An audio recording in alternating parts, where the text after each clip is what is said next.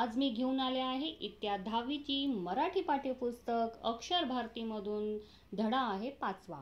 या धड्याचे नाव आहे 2 दिवस. मुलांनो, 2 दिवस ही एक कविता आहे आणि या कवितेचे कवी आहे आपले नारायण सुर्वे. तर चला सर्वप्रथम आपण पाहूया नारायण सुर्वे यांच्याबद्दल थोडीशी माहिती. ती अशी आहे. मुलांनो, नारायण सुर्वे हे यांचा जन्म 1926 ते आणि यांचा मृत्यू 2010 असं इथे सांगितलेलं आहे. आणि सुर्वे हे प्रतिथ यश कवी आहेत आणि ऐसा गामी ब्राह्मा व माझे विद्यापीठ आणि जाहीरनामा, सनद, नव्या माणसाचे आगमन इत्यादी त्यांचे हे कविता संग्रह खूपच प्रसिद्ध आहेत. स्वतःच्या प्रकृतीशी जुळणारी आणि किंवा निवेदनात्मक संवादाचा वापर प्रभावीपणे करणारी, बोली भाषेची जवळीक असणारी, गद्यांच्या अंगाने जाणारी विशिष्ट शैली सुर्वे यांनी निर्माण केलेली आहे. कामगार जीवनाची सुखदुःखे त्यांच्या काव्यलेखनाच्या प्रेरणास्थानी असतात. माणसावरील अपार श्रद्धेतून त्यांची कविता साकारली जाते. मुलांनो, या कवितेची प्रस्तावना अशी आहे की या कवितेतून सुर्वे 2 दिवस वाट पाहण्यात गेले, 2 दुःखात गेले असे जीवनाचे वास्तव चित्र रेखाटताना दिसतात. भाकरीचा चंद्र शोधण्यातच जिंदगी बर्बाद झाली असे भीषण जीवन सत्य कवीने इथे मांडलेले आहे. पण हे सत्य मांडताना जगाच्या या शाळेत दुःख पचवून जगण्याची शिकवण आपल्याला मिळालाच ते सूचित करतात. तर मुलांनो, कविता अशी आहे. जो पहिला स्टँजा आहे तो असा आहे. 2 दिवस. 2 दिवस वाट पाहण्यात गेले, 2 दुःखात गेले. हिशोब करतो आहे किती राहिलेत डोईवर उन्हाळे. शेकडो वेळा चंद्र आला, तारे फुलले, रात्र धुंद झाली. भाकरीचा चंद्र शोधण्यातच जिंदगी बर्बाद झाली. मुलांनो, इथे या ओळीचं, हे कवितेचे जे ओळी आहेत त्यांचे काही शब्दार्थ पहिलं स्वरूपात आपण पाहूया. नंतर आपण ह्याचं भावार्थ मराठीमध्ये पण बघूया आणि हिंदीमध्ये पण. तर चला सर्वप्रथम आपण शब्दार्थ बघूया. तर डोहीवर म्हणजे डोक्यावर, आणि जिंदगी म्हणजे आयुष्य, जीवन, आणि बर्बाद म्हणजे नष्ट होणे, नाश होणे, आणि सर्वस्व म्हणजे स्वतःचे अस्तित्व असं म्हटलं गेलं आहे. तर चला पाहूया. ह्या ओळीचा भावार्थ असा आहे. इथे नारायण सुर्वे हे जे कवी आहे, 2 दिवस त्यांनी जी कविता निर्माण केलेली आहे, त्यांनी इथे कामगाराच्या आयुष्यातील वास्तव परिस्थिती चितारताना कवी इकडे नारायण सुर्वे म्हणतात. सुर्वे यांनी पोटापाण्याच्या विवेचनेत आयुष्यभर कष्ट करणाऱ्या व दारिद्र्यात जीवन व्यतीत करणाऱ्या जे कामगारांची जी व्यथा आहे ती मांडताना ह्या ओळी लिहिलेत आहे. तर चला पाहूया सर्वप्रथम ह्या ओळीचा अर्थ काय आहे. तर इथे माणसाचे जीवन अगदी अल्प आहे, म्हणजे छोटेसे आहे, कमी आहे, जणू ते 4च दिवसाचे आहे असं वाटतं. त्यातील 2 दिवस सुर्वे येथे सांगतात आहे की सुखाचे आहे, समृद्धीच्या प्रतीक्षेत गेले आहे.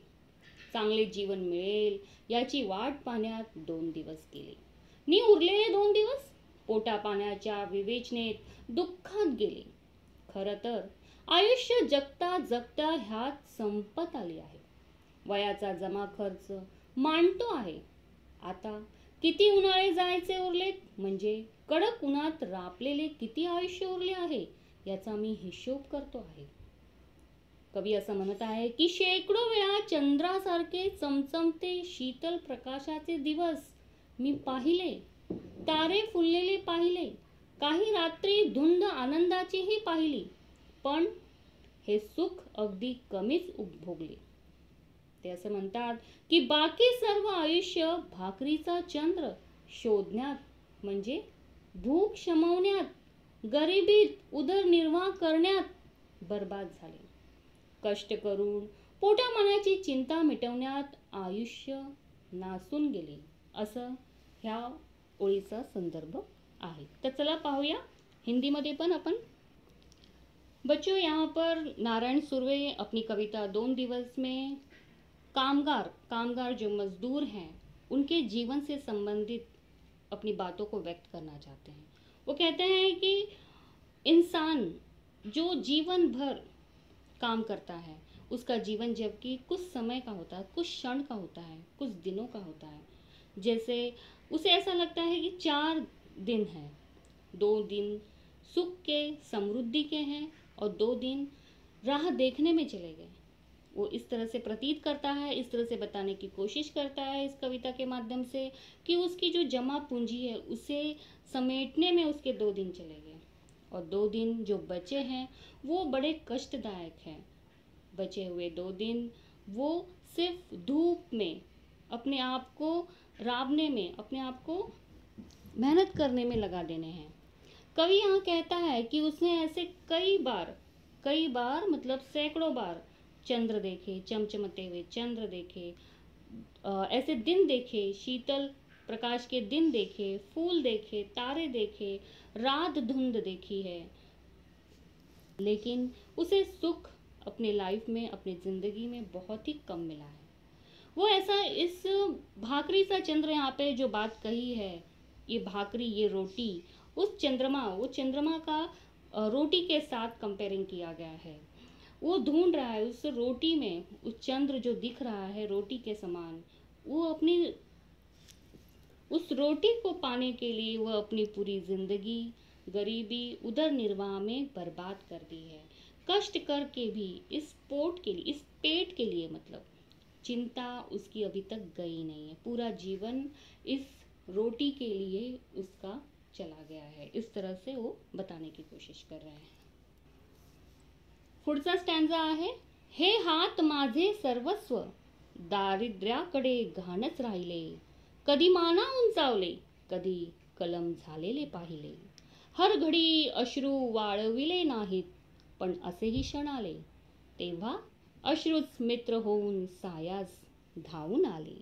ह्या ओळींचा शब्दार्थ असा आहे, दारिद्र्य म्हणजे दैन्य, गरिबी किंवा असं म्हणू शकता, गहाण म्हणजे तारण असं, आणि उंचावले म्हणजे उभारले.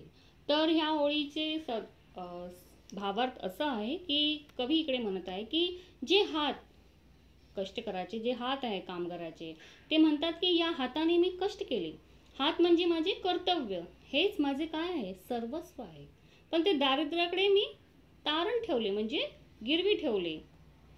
गरिबीमुळे, दैन्यामुळे माझी कर्तृत्व पिचून गेले. कधी माझे हात मी आभाळ कवेत घेण्यासाठी अभिमानाने उभारले म्हणजे मोठे केले, कधी माझ्या हातून मान अभिमानाने उंचावले, असे कर्तव्य घडले. सुखाची स्वप्न मी मनातल्या मनात रेखाटली, पण दारिद्र्यामुळे माझे हात जायबंदी झाले, हाती काही लागले नाही, स्वप्ने माती मोल झाली. आयुष्यातील कष्ट सहन करताना डोळ्यात अश्रू आले, ते दरवेळेला मी कोरडे केले नाहीत, पण खरं तर आयुष्यात असेही क्षण आले, अशीही वेळ आली की या अश्रूंनीच मला साथ दिली. मित्रासारखे अश्रू माझ्या मदतीला धावून आले. मी एकाएकी असताना एकट्याने मनसोक्त रडून मन हलके केलेले आहे, असे ह्या कवितेत ते सांगतात. हिंदी में इस कविता का भावार्थ इस तरह से है, कवि यहाँ पे कहना चाहते हैं कि कामगार जो मजदूर है अपनी बात कहते हुए कहते हैं कि वो मेरे दोनों हाथ कष्ट भरे हैं, इन हाथों से मैंने बहुत सारे कर्तव्य किए हैं और इस सर्वस्व काम किए हैं और गरीबी को देखा है, और ये हाथ कभी कभी मुझे ज़मींदार या बड़े लोगों के सामने गिरवी भी रखने पड़े हैं गरीबी की वजह से, और कई बार ये 2 हाथ अभिमान से खड़े भी हुए हैं, आसमान में अभिमान से उन्हें ऊपर तक दिखाया है, क्योंकि दिखाने का तात्पर्य है सुख के सपने मैंने देखे हैं और इस गरीबी के हाथ मेरे बंदिश में हैं, क्योंकि मेहनत करते समय जिंदगी में कई कष्ट सहन किए, तो उस समय इन आँखों से कई अश्रु बहे, इन अश्रुओं को मैंने ऐसे ही जाने नहीं दिया, ये तब मेरे साथी थे, तब मेरे मित्र थे, ये हमेशा मेरे मदद के लिए दौड़ कर आए हैं. इन अश्रुओं को इम्पोर्टेंस देते हुए कवि इस तरह से कह रहा है. चलिए देखते हैं अगली पंक्तियाँ. दुनियेचा विचार हर घडी केला, अगा जगमय झालो, दुःख पेलावे कसे, पुन्हा जगावे कसे, याच शाळेत शिकलो, झोतपट्टीत शेकावे पौलात तसे, आयुष्य छान शिकले. 2 दिवस वाट पाण्यात गेले, 2 दुःखात गेले. ह्या ओळीचा शब्दार्थ असा आहे की इकडे हर घडी म्हणजे प्रत्येक वेळी, वाळवले म्हणजे सुकवले, आणि साह्यास म्हणजे मदतीला येणे, आणि आगा म्हणजे अरे असा, आणि पेलावे म्हणजे तोलावे किंवा झेलावे, आणि पोलाद म्हणजे लोखंड. आणि ह्या कवितेचे भावार्थ असे आहे की कवी इथे सांगतात आहे की मी कधीही एकलकोंड्यासारखा फक्त स्वतःच विचार केला नाही. मी कधी स्वार्थी झालो नाही. मी या जगाचा, समाजातील माणसांचा विचार केला. त्यांची सुख दुःखे आपली मानली. मी जगमय झालो असं ते म्हणत आहे. दुःख कसे झेलावे, कसे तोलावे, कसे सहन करावे आणि धीर धरून पुन्हा कसे जगावे, हे मी अनुभवाच्या शाळेत शिकलो. ते असं एक उदाहरण देऊन सांगतात आहे की कारखान्याच्या झोतपट्टीत जसे पोलाद शेकते तसे मी माझे आयुष्य शेकून घेतले. बऱ्या वाईट प्रसंगाच्या आगीतून मी तावून सुलाखून निघालो.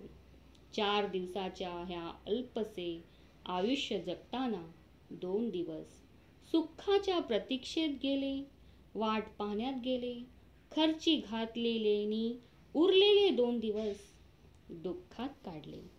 तर पुढे बघूया हिंदीमध्ये.